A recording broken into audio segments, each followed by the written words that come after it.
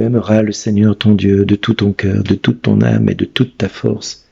Et tu aimeras ton prochain comme toi-même, dit le Seigneur dans Luc au chapitre 10, verset 27.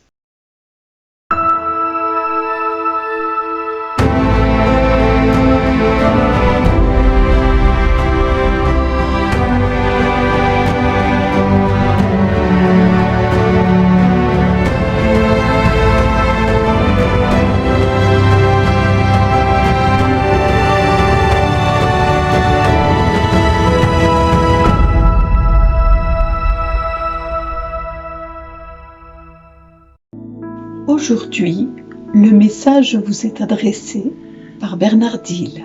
Bonjour les amis. Du 18 au 25 janvier 2024, nous célébrons la semaine de prière pour l'unité des chrétiens qui a pour thème « Tu aimeras le Seigneur ton Dieu de tout ton cœur, de toute ton âme, de toute ta force et ton prochain comme toi-même ».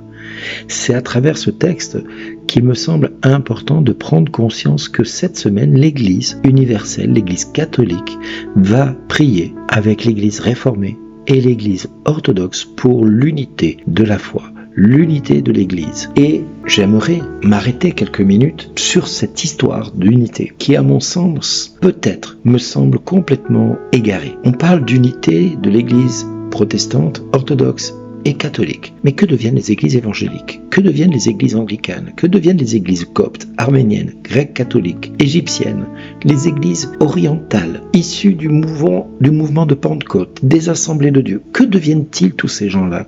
Que font-ils? Pourquoi ne sont-ils pas associés à cette unité des chrétiens? Pourquoi ne sont-ils pas conviés à cette unité des chrétiens? Mais parce que d'abord, l'église orthodoxe, réformée et catholique ne voit l'unité que sur les dogmes, la théologie, la philosophie et la parole de Dieu, c'est-à-dire la compréhension de la parole de Dieu. Alors oui, c'est peut-être d'un bon sentiment, ça part d'un bon sentiment, mais on passe complètement à côté du message du Christ qui nous invite à vivre l'unité tout autrement et dans une autre dimension. Venez avec moi dans la parole de Dieu, dans l'évangile de Jean, au chapitre 17, versets 20 à 26. Jean, chapitre 17, versets 20 à 26. Que nous dit cette parole? Je ne prie pas seulement pour ceux qui sont là, mais encore pour ceux qui, grâce à leur parole, croiront en moi. En clair, Jésus a déjà prié pour vous tous qui entendez ce que je suis en train de dire. Mais comme moi, il a prié pour moi chaque fois que j'entends un prêtre annoncer la parole de Dieu.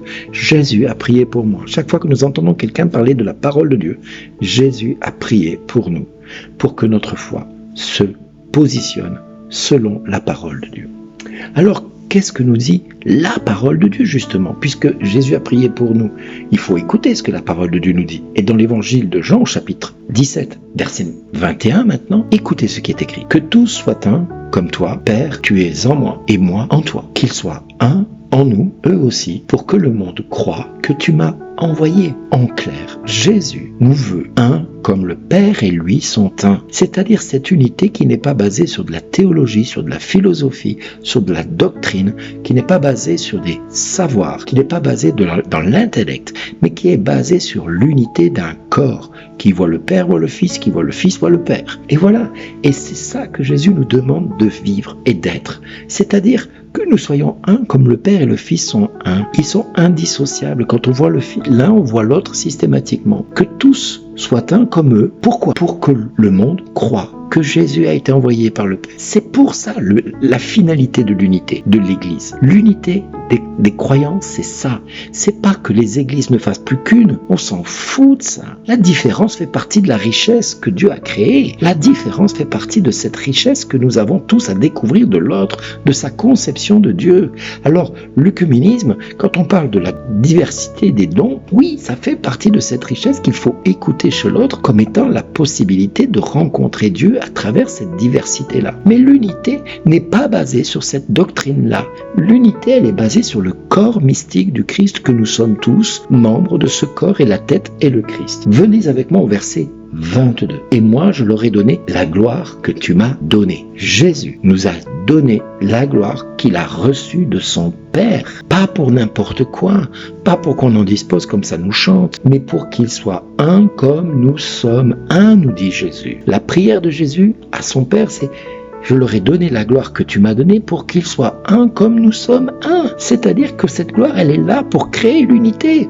Il faut simplement s'emparer de cette gloire qui est à notre disposition pour que l'unité des membres du corps de Christ soit un. Ou distinctement de tous les dons qui peuvent être faits aux différentes églises, eh bien, là, la grâce, elle est là, la gloire, elle est là. Dieu nous donne sa gloire par la personne de Jésus-Christ. Au verset 23, « Moi en eux et toi en moi, qu'ils deviennent parfaitement un. » L'unité que le Père et le Fils ont, c'est pour que nous soyons parfaitement un. Toujours pour la même excuse, pour la même raison, afin que le monde sache que tu m'as envoyé et que tu les as aimés comme tu m'as aimé. Deux choses importantes viennent d'être dites dans ce verset-là. Que le monde sache que Jésus a été envoyé par le Père. Ça, c'est la première chose. Et deuxièmement, que nous avons été aimés comme lui a été aimé par le Père. Jésus nous signale que nous avons été aimés par le Père comme lui a été aimé, pour que nous soyons parfaitement un. L'amour du Père construit l'unité entre nous. L'amour du Père vers le Fils, du corps mystique du Christ avec nous. Verset 24, et je vais finir avec ce verset. Père, ce que tu m'as donné, je veux que là où je suis, ils soient eux aussi avec moi et qu'ils contemplent ma gloire, celle que tu m'as donnée parce que tu m'as aimé avant la fondation du monde. Jésus veut qu'on soit à ses côtés pour être avec lui dans la contemplation de la gloire qu'il a reçue de son Père avant la fondation du monde. Mes amis, pendant cette semaine, nous allons prier pour nos églises différentes et nos églises et dénominations différentes et celles qui ne font pas partie de l'œcuménisme. Les églises Assemblées de Dieu, coptes, pentecôtistes, évangéliques, églises libres, arméniennes, toutes ces églises qui ne sont pas intégrées dans l'œcuménisme proprement voué à cette unité, eh bien, nous allons prier pour que le Seigneur vienne toucher des hommes et des femmes dans toutes ces églises-là, pour que eux tombent sur ce passage de l'évangile de Jean, chapitre 17, versets 20 à 26, et qu'ils comprennent ce que le Christ attend de tous, de chacun de nous, et de tous à la fois. Prions pour nos églises, pour qu'elles se réveillent et qu'elles entendent le Christ nous inviter à être un comme le Père et lui sont un, pour que le monde croie. Parce que si nous ne sommes pas un et si nous ne vivons pas la parfaite unité comme le Père et le Fils l'ont, le monde ne pourra jamais croire que Jésus a été envoyé par le Père. Ce qui va convaincre le monde de pécher et qui va convaincre le monde à se repentir, c'est quand les chrétiens seront un comme le Père et le Fils sont un. La clé du succès, elle est là. Et la clé, elle est tellement là que si nous vivons cela, cette unité parfaite, alors le Christ, avec son Père, se réjouira de nous dire « Je veux que là où je suis, je veux que vous soyez avec moi dans la gloire et que vous contempliez ma gloire. » C'est ça que le Christ nous invite à vivre.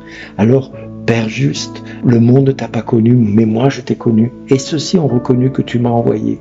Je leur ai fait connaître ton nom et je leur ferai connaître encore, pour que l'amour dont tu m'as aimé soit en eux et que moi aussi je sois en eux. Amen. Merci d'exister.